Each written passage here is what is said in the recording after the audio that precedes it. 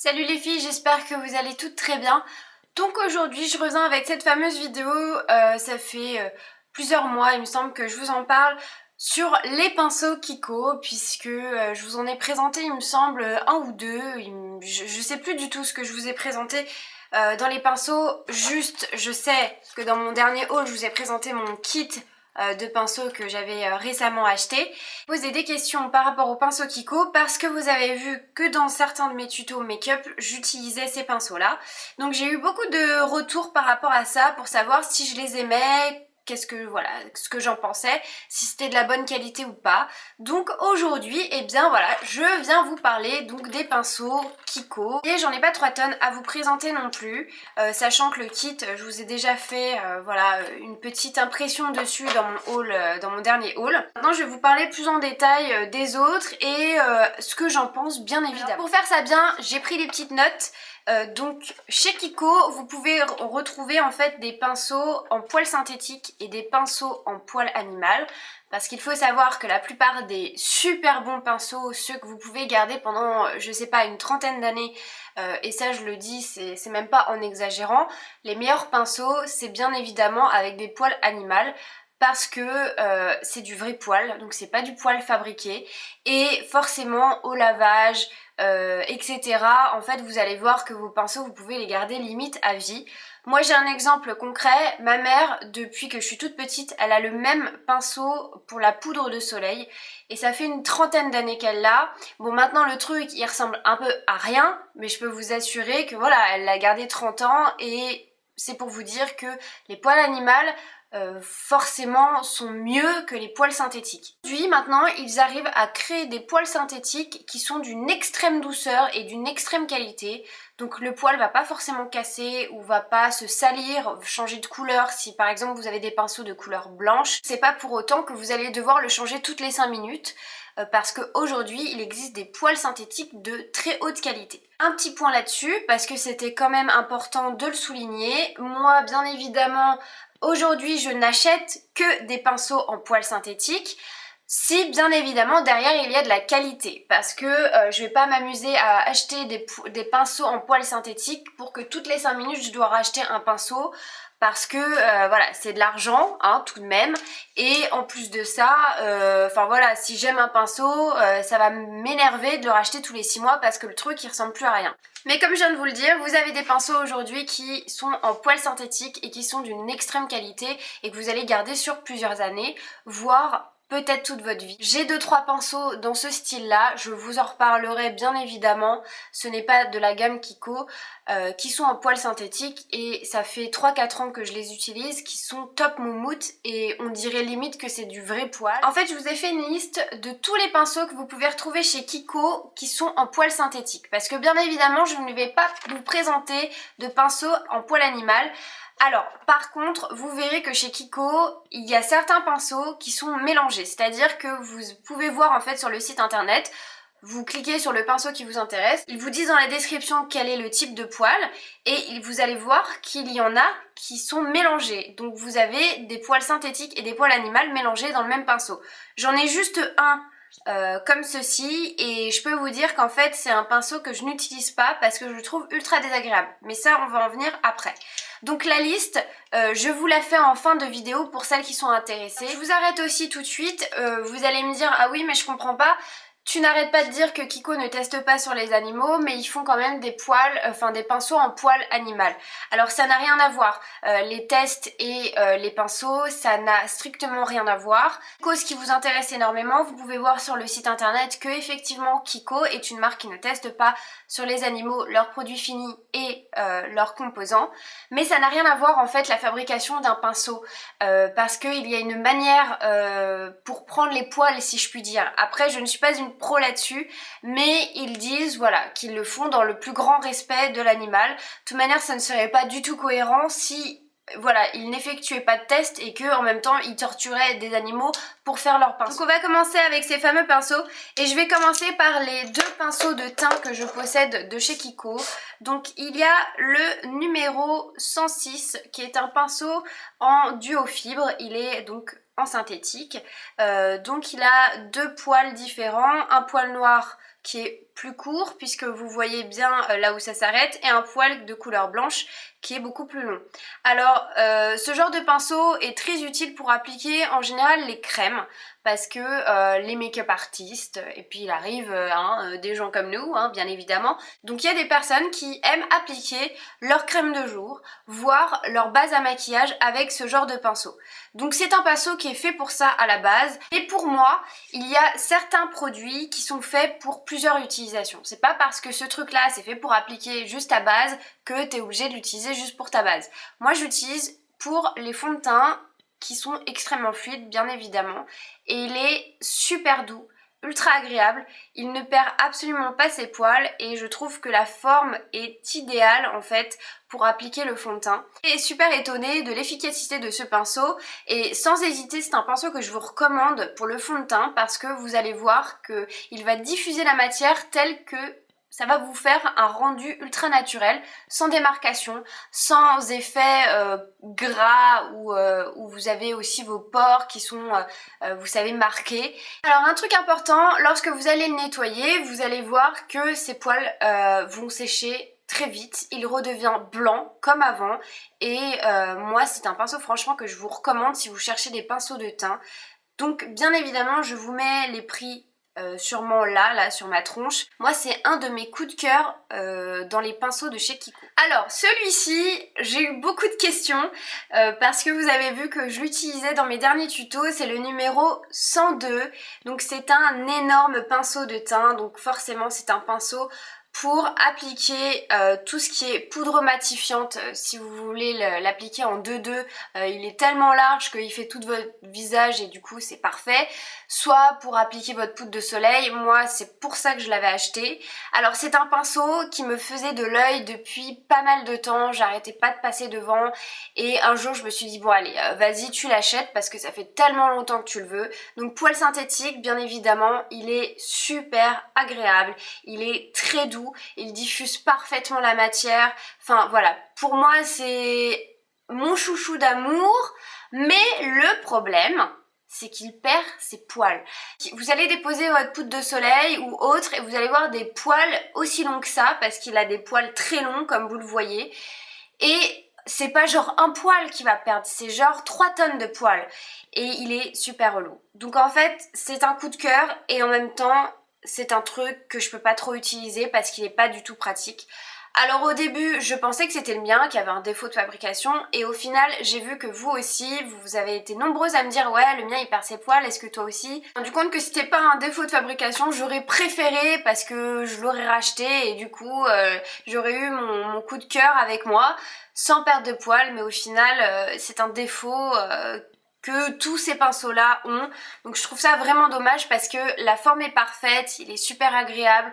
Pareil lors du nettoyage, bon bah il va perdre des poils mais il va rester doux, il va reprendre sa forme naturelle. C'est pas un pinceau que je vais vous recommander parce que il est super chiant au niveau de la perte de poils. Après c'est un pinceau voilà que je vais utiliser de temps à autre, mais c'est vraiment quand j'ai le temps devant moi parce que je sais que derrière il va falloir que j'enlève tous les poils qui tombent et c'est super relou. Il est super en fait, il a toutes les qualités sauf celle-là. Donc c'est pas un pinceau, le numéro 102 que je vous recommande malheureusement. Ensuite on va passer donc au regard. J'ai 4 pinceaux à vous présenter pour les paupières. Donc il y a le numéro 113 qui se présente ainsi. Donc c'est un pinceau plat mais qui reste tout de même fluide. Donc je me comprends. Sa forme est plate, arrondi sur le dessus, mais il est quand même extrêmement fourni en poils et du coup il diffuse très bien la matière. Moi c'est un pinceau que je vous recommande, donc pareil il est en poil synthétique et c'est un pinceau que j'adore pour voilà faire le creux de paupière, même pour diffuser la matière en ras de cils. Il est d'une précision extrême, il est tout doux, il se lave super bien, il sèche très vite et il reprend toujours sa forme initiale. Donc moi c'est un pinceau, le 213 que je vous recommande. Ensuite il y a le numéro 212 qui est en fait un pinceau tout petit, tout rikiki, qui est arrondi sur le dessus et qui est assez fin. Et c'est un pinceau précision qu'il faut avoir absolument. Il en faut au moins un en fait dans votre collection de pinceaux pour les yeux. Parce que pareil, je vais venir faire le ras de cils en tapotant pour faire un trait peut-être un peu plus précis que d'habitude. Sauf franchement que j'aime particulièrement pour sa précision et qui diffuse très bien la matière mais avec cette précision qu'on recherche dans ce genre de pinceau.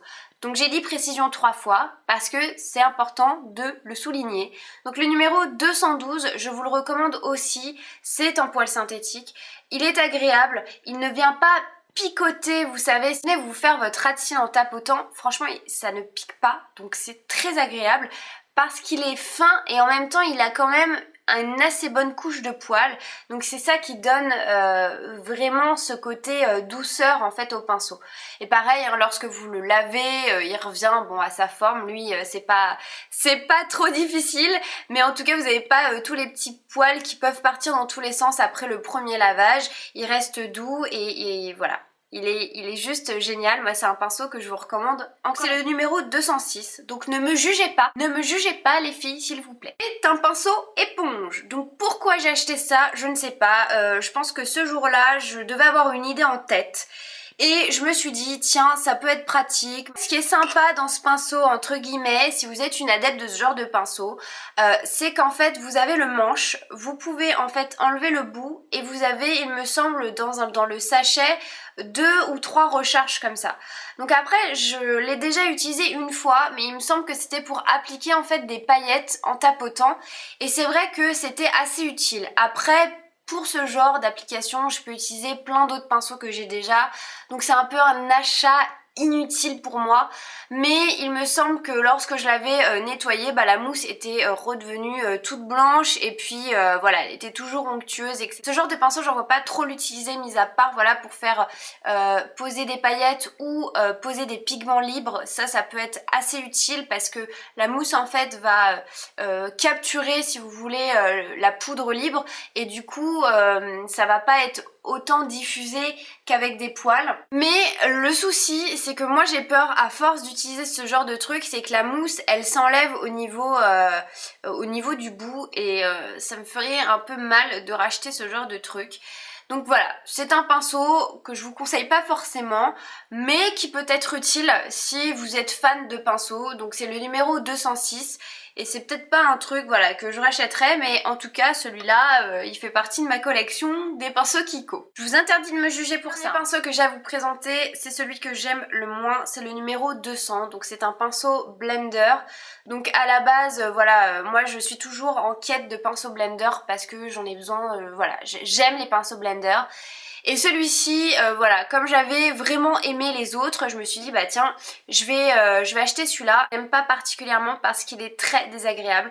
Donc forcément voilà, je vais utiliser la pointe du truc pour venir estomper mon maquillage.